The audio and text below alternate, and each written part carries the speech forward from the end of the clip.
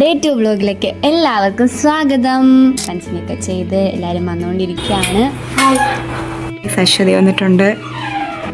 എല്ലാവരും വന്ന് ഇന്ന് പതിവ് പോലെ തന്നെ നമുക്ക് ഭയങ്കര തിരക്കുള്ള ഒരു ഡേ ആണ്. അതുകൊണ്ട് ഇന്ന് അധികം വ്ലോഗ്സ് ഒന്നും എടുക്കാൻ പറ്റിയില്ല. പിന്നെ രാവിലെ ബ്രേക്ക്ഫാസ്റ്റ് ആയിട്ട് രഞ്ജു വന്നിട്ടുണ്ട്. ഇതെടുക്കുന്നു പറഞ്ഞ് 2 മുട്ടയും 2 ഏത്തപ്പഴം.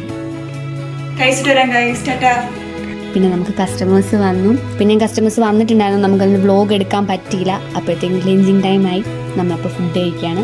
സാറും മാമും വീട്ടിൽ നിന്ന് കൊണ്ടുവന്നില്ല നാടൻ ഫുഡ്. അതാണ് ഏക ഒരു ആശ്വാസം. അത് കഴിഞ്ഞപ്പോൾ നമുക്ക് വീണ്ടും കസ്റ്റമേഴ്സ് വന്നിട്ടുണ്ടായിരുന്നു. മെഷർമെൻ്റ് എടുത്തു. അത് കഴിഞ്ഞ് അവരൊരു സാരി നോക്കിയിട്ടുണ്ടായിരുന്നു. അതൊക്കെ നല്ല ഭംഗിയായിരുന്നു കാണാൻ. വെരി ഹാപ്പി ആയിട്ടാണ് കസ്റ്റമർ പോയിരുന്നത്. അവരുടെ സിസ്റ്ററിനും നമ്മൾ സാരി കൊടുത്തിട്ടുണ്ടായിരുന്നു.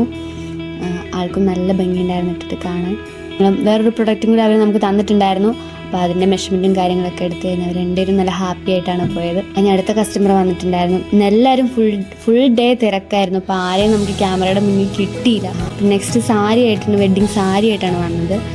അവർക്ക് നമ്മൾ ഹാൻഡ് വർക്ക് ചെയ്യാൻ വേണ്ടിയിട്ട് സജഷനും കാര്യങ്ങളും ഡിസൈൻസൊക്കെ പറഞ്ഞു കഴിഞ്ഞാൽ അവരും ഹാപ്പി ആയിട്ട് പോയി. അതിൻ്റെ ഇടയ്ക്ക് നമ്മുടെ ഹാൻഡ് വർക്കേഴ്സിൻ്റെ ബോർഡ് വെക്കുന്ന സ്റ്റാൻഡ് വെൽഡ് ചെയ്യാൻ വേണ്ടി ആയിരുന്നു സാറും പുറത്തു പോയി. അപ്പോൾ നമുക്ക് കസ്റ്റമേഴ്സ് വന്നിട്ടുണ്ടായിരുന്നു. അതിൻ്റെ വീഡിയോ ഒന്നും ആരും ഇല്ലാത്തതുകൊണ്ട് നമുക്ക് എടുക്കാൻ പറ്റിയില്ല. നമുക്കൊരു ഓൺലൈൻ മെഷർമെൻറ്റ് ഉണ്ടായിരുന്നു. അതിൻ്റെ ഇടയ്ക്ക് ജോർജിയിൽ നിന്നാണ് ആൾ വന്നിരുന്നത്. അപ്പോൾ ആളുടെ മെഷർമെൻറ്റ് എടുത്തു കഴിഞ്ഞു.